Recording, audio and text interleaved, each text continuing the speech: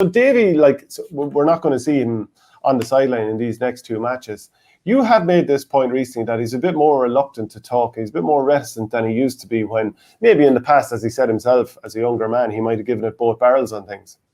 Yeah, no, he's definitely, like, there's been a couple of times recently where, he didn't want to talk about the situation in Clare, or even, the ongoing thing with his dad in Clare, where, there's been online abuse and different things like that. Paul Galvin's comments, he didn't want to comment on that. Comments, yeah. And that's like Davey was on the Late Show only a couple of months ago talking about the online abuse he got. He didn't want to talk about the comments that Paul Galvin made. He didn't really want to talk about the close contacts case and how that affected Clare as well. So he seems a lot more reluctant to talk. It's like, I think why Davy is appreciated so much is that he generally does shoot from the hip and he gives us all plenty to talk about.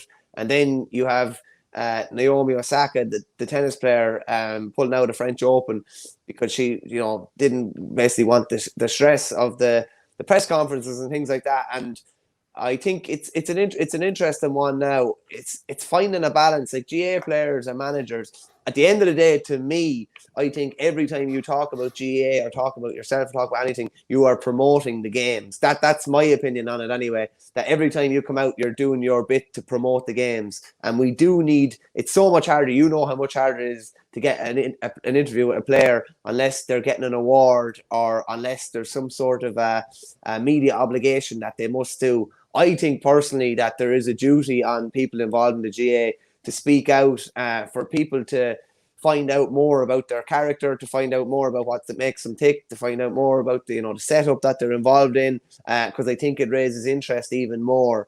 That's just my own thought, but it does look like it's leaning the other way, where there's going to be less people talking, less people promoting the games. And at the end of the day, like, me and you can talk and promote the games, but like the high profile players coming out and talking about an upcoming match, or talking about, an injury that they overcome, or talking about, the hardships that normal people encounter in everyday life, I think that's priceless to the promotion of our games. Yeah, and I think people buy into it more when they get to learn that character. And obviously there's a balance to be found here. Some people aren't comfortable with public speaking, some people are. I mean, like, sometimes when I have this conversation with people, they say, well, look, yourself and the likes of Verney, you're going to do a bit of mouthing and sneering each other and all that kind of stuff, and you're relaxed, you're used to it. But then the flip side is, once you get into a sport, you kind of know what you're getting into. I mean, Naomi Osaka, she got into that career in tennis. And, if you're going to be a professional athlete, you kind of have to, you're going to see from years out, right? If I get to the top of the game, this is what I'm going to have to face. And like, she pulled out of the French Open. She's number one in the world. She talked about mental health issues. We see it also, and I mean, you have to take that at face value. You can't say to somebody, no, you're talking nonsense. And obviously mental health is something that has to, of course, be taken seriously. But, then you see the Rowing Ireland coming out talking, about a media ban ahead of the Olympics, and they're talking about managing public expectations and protecting the rowers' mental health. And I mean, again, you have to take it at face value, but if everyone says mental health, it's at some point, like, not everyone suffers from mental health issues, and in some, not everyone likes every aspect of their job, but you still have to go and do it. Like, I'm going to have to go and sit down and do some technical aspects and, writing articles and all that stuff later, and I'd rather have someone else do it for me. But, it's part of the game. And if you're going to be a top-class athlete, the whole buy-in is, like, if you're number one in the world, you're going to become the richest athlete. So, for example, Naomi Osaka is the richest tennis player out there. She's number one, possibly even the richest female athlete in the world at the moment. But, like, there's a price to be paid for that. You can't have your cake and eat it. And, people will say, oh, you're cruel, mental health issues. Absolutely fine. That could be the case. It could absolutely be the case. But when you come into the Lions, then you have to expect that. I mean, where do you think all the money is going to come from to fund this? Like, there's sponsored, like, if you look at a tennis player, a soccer player, Champions League or whatever, behind them, it's nothing but advertising, even like product promotion put in front of them. If you watch the Ireland soccer team in the last week or so, Tipperary Water is put in front of them. All these kind of things are part of it. And that player doesn't become the richest whatever in the world if you don't have all this money supporting it. So you kind of have to accept, to some degree, if you want your sport in the limelight, you're going to have to talk to the media. And I think Davy shifts newspapers, what he says. So when he doesn't talk as much, it probably helps spread the word less of GA. But the problem isn't really managers talking. it's them stopping their players. Yeah. Like, players should be allowed to speak and not made it seem like it's taboo to do it. I mean, look at other sports. When everyone is allowed to talk away the finest, it doesn't impact results. Like, if everyone can talk away, nobody's getting an edge. But what were your thoughts on all that? Yeah, and I genuinely think I think it's a trust issue with a lot of managers not letting players talk. And I always find it peculiar that a manager could trust a player to enforce a game plan on the pitch, but yet he wouldn't trust him to give his views on whatever outside of the pitch. And genuinely, like when we talk about, if you're talking to a player 2 weeks before a match, you talk about the match for about 2 or 3 minutes, because people aren't going to say, "Oh, we're gunning for Wexford. Yeah, we can't wait." You don't say that. You might say that privately, but you don't want personality, yeah, you want to like what do you work at?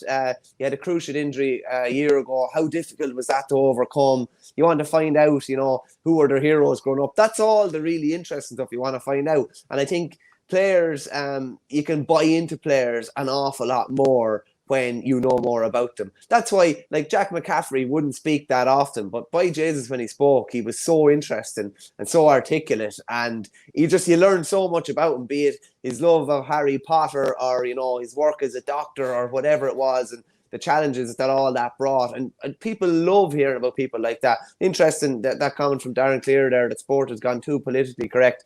I wouldn't disagree with that either. It's almost like you have to be so careful, and of treading on people's toes or anything like that. I just think with regards to the GAA, I think it's an amateur organisation. I think you do your best to promote it where possible. That's my opinion on it. It's all about promoting it to younger people and getting more people playing our games. That's my view on it. Yeah, you see the other thing that happens too is how these things are promoted in the media. You'll have a certain cause that's going on, then massive companies will look at these causes and think, well, how can we sort of make ourselves look, put ourselves in a sort of morally superior, very good light here. They back that cause. Then the companies that they're sponsoring, and there are these massive sports companies and other types of companies, financial institutions, so on and so forth, that sponsor these companies or these teams or whatever. So because the big company has got on and looking to be moral superior, the team that they're supporting or the media company they're supporting, they'll be like, we better get on board with this, and it becomes a bit of a cycle. That's not to say that all of these things are wrong. Some of them are absolutely right. Some of those causes are right. Plenty of people do have mental health issues, and as always, it needs to be taken seriously when somebody 100%, says it. Yeah, 100%. But there's another side to it too that we need to talk about. So we're not coming down hard on any particular person here, but if sports aren't brought out into the limelight, i.e. the sports people talk, it's going to be very hard for it to grab the market share and kind of the next generation thinking, okay, I'm going to go and play hurling, football, tennis, whatever. So that's just the conversation. And just a comment here from Jimmy Juice's bar: bang on, lads, too much feelings before facts crack in sport now. It's gone daft. Now, not everyone will agree with that, but get your comments in the other way if you don't, or if you want to agree with that, please let us know. Join the Our Game Supporters Club at Patreon for €5 per month to get audio podcasts of the Hurling and Football Show and much more exclusive material.